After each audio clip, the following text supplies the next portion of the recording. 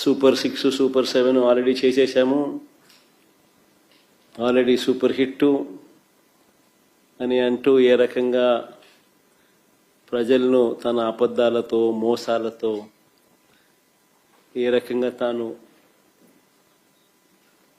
ప్రజలకు అన్యాయం చేస్తూ ఉన్నాడు అనే దాని మీద మూడో అంశం.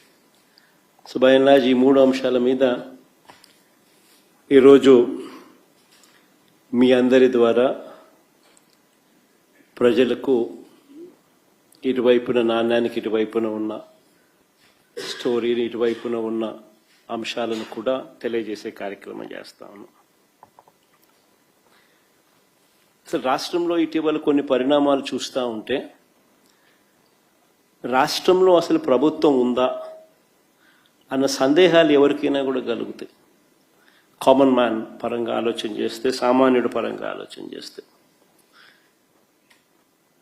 ఎందుకనంటే రాష్ట్రం అన్నది, ఒక గవర్నమెంట్ అన్నది చేయాల్సిన రొటీన్ కార్యక్రమాలు, చేయాల్సిన రొటీన్ బాధ్యతలు, maintenance of law and order ఇవాళ లేదు. ప్రజాస్వామ్యయుతంగా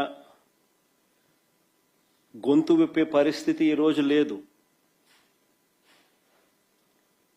రెడ్ బుక్ రాజ్యాంగం అని అంటా ఉన్నారు. ప్రజాస్వామ్యయుతంగా గొంతు విప్పితే ఆ గొంతును నలిపేస్తా ఉన్నారు.